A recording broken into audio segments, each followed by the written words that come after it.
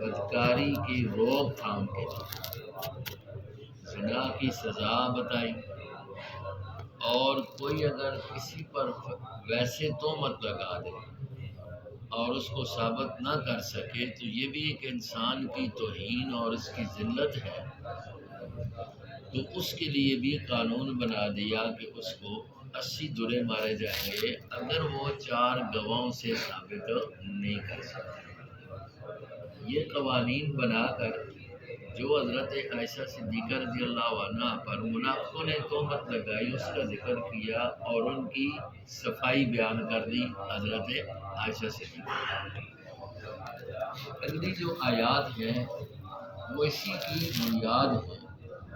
کہ بھائی اپنے آپ سے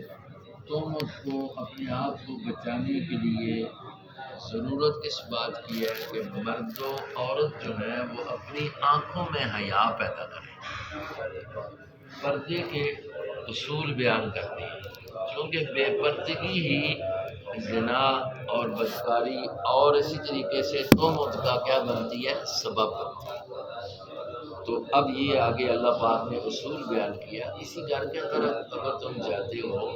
کسی کے پاس تو بغیر اجازت کے کسی کے گھر میں جانا نہیں چاہیے۔ اگر بغیر اجازت کے اس طرح آنا جانا شروع ہو جائے تو بے پردگی ہے، اور اس سے دونوں باتوں کا خطرہ ہے کہ تہمت لگنے کا بھی اور گناہ میں مبتلا ہونے کا، تو یہ اسی کے لیے اصول ہے۔ اللہ فرماتے ہیں یا ایھا الذین آمنوا، اے ایمان والو،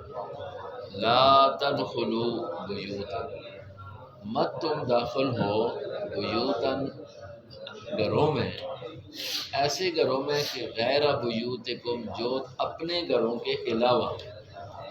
یعنی کسی کے گھر میں جاتے ہو تو مت جاؤ، ہاں حتیٰ یہاں تک کہ تستأنسوا، تم اجازت طلب کرو، وتسلموا، اور تم سلام کرو، علی اہلہا، ان کے رہنے والوں پر، گھر والوں، یعنی بغیر اجازت کے، بغیر سلام کیے تم کسی کے گھر میں نہ جاؤ۔ سلام بھی اجازت کا ہی لیے ہوتا ہے۔ اب یہ اس پر حدیث کی کتابوں میں پورا ایک وہ کہتے ہیں باب ہے، اور پوری کتاب ہے، عنوان ہے کتاب الاستئذان، اجازت لے کر کسی کے گھر میں جانا ہے، 3 مرتبہ اجازت طلب کرو۔ حضور فرماتے ہیں اگر ٹھیک ہے اجازت آ جائے تو جاؤ، ورنہ واپس آؤ۔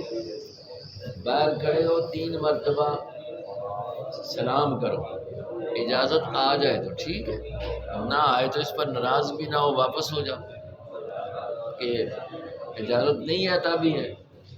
3 مرتبہ گھنٹی مارو، 3 مرتبہ دروازہ کھٹکھٹاؤ، اجازت ملتی ہے تو ٹھیک ہے۔ نبی پاک صلی اللہ علیہ وسلم ایک مرتبہ اندر بیٹھے ہیں، حدیث میں آتا ہے، بخاری وغیرہ کی روایت ہے، ہاتھ میں کچھ چیز ہے جس سے سر کو اس طرح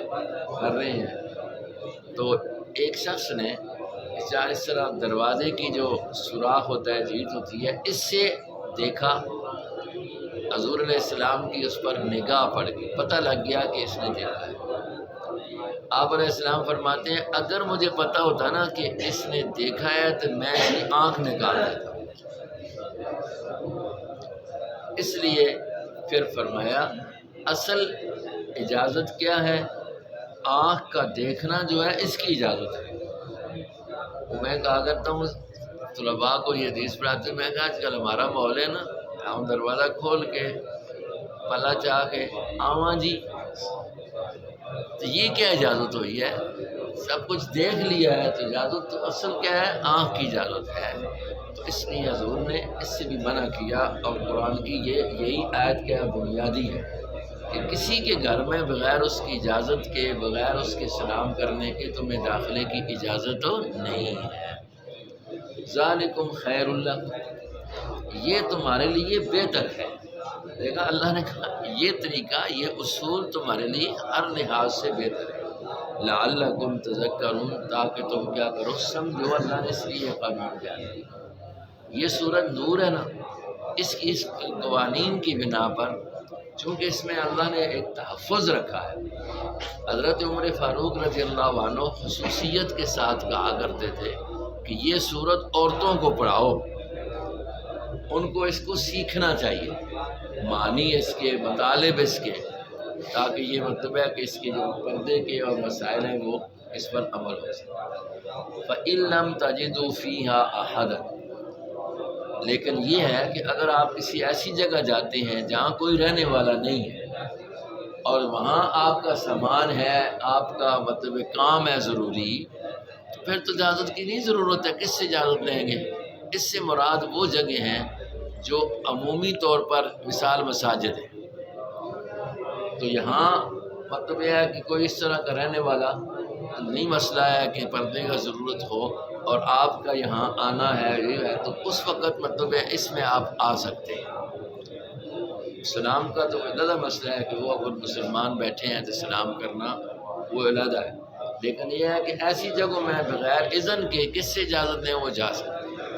فَإِن لَّمْ تَجِدُوا فِيهَا أَحَدًا، بس اگر تم نہ پاؤ فیہا ان گھروں میں احدن کسی ایک کو، فلا حجا، اب یہ ہے کہ کسی کا گھر ہے لیکن اندر ہے کوئی نہیں اجازت دینے کے لیے، تو فلا تدخلوها، ان میں تمہیں جانے کی اجازت نہیں ہے، حتی یؤذن لکم، یہاں تک کہ تمہیں اجازت دے دی جائے۔ مطلب یہ ہے کہ اگر مرد کوئی آگے سے جواب نہیں آیا تو پھر تم واپس چلے جاؤ، مت انتظار کرو۔ وَإِن قِيلَ لَكُمْ، لیکن آگے اگر تمہیں کہہ دیا جائے ارجعوا، واپس چلے جاؤ، تو فرجعوا،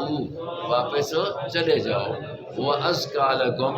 یہی تمہارے لیے زیادہ پاکی کی بات ہے۔ مطلب ہے آپ نے اجازت طلب کی، اندر سے کہا گیا نہیں جی ابھی جاؤ جی وقت نہیں ہے، مرد ہی اگر چاہے موجود ہے، تو اس میں خفقی کی بھی ضرورت نہیں ہے، ٹھیک ہے جی واپس چلے جاؤ۔ ہو سکتا ہے کہ ایسے حالات ہوں کہ وہ اب فارغ نہیں، آپ سے ملاقات کا وقت نہیں، تو واپس چلے جاؤ، یا مرد ہے ہی نہیں ہے، گھر سے کسی نے کہہ دیا نہیں ہے جی، اور آ کے جی میں آیا تو کھولو جی، بیٹھو گی کھولو جی، نہیں جی چلے جاؤ۔ واللہ بما تعملون علیم،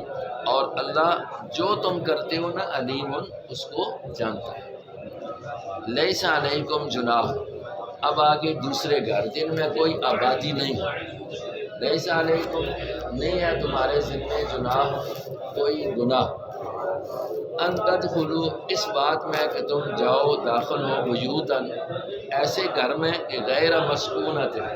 جن میں کوئی رہنے والا نہیں ہے، فیہا متاع لکم، اس گھر میں تمہارا سامان ہے، یعنی کہا جو عام عمومی طور پر مثال اجرا ہو گیا، یا مطلب ہے کہ عام رفائی جگہ ہو گئی، مسجد ہو گئی، تو یہاں اپنا کام ہے ضروری اور وہاں کسی کی ایسی رہائش ہو نہیں ہے تو وہاں جا سکتے ہو بغیر اجازت کے، کوئی گناہ نہیں۔ واللہ یعلم، کیوں؟ اللہ تو جانتے ہیں نا، ما تبدون، جو تم ظاہر کرتے ہو، وما تکتمون، اور جو تم چھپاتے ہو وہ اللہ کے سامنے، تمہارے دل میں کیا ہے وہ اللہ جانتا ہے۔ قل للمؤمنین یغضوا من ابصارہم، ایک تو یہ ہو گیا کہ گھر میں نہ جاؤ، اب دوسری بات یہ ہے کہ قل للمؤمنین یغضوا من ابصارہم، کہہ دے اے میرے نبی للمؤمنین، ایمان والے مردوں،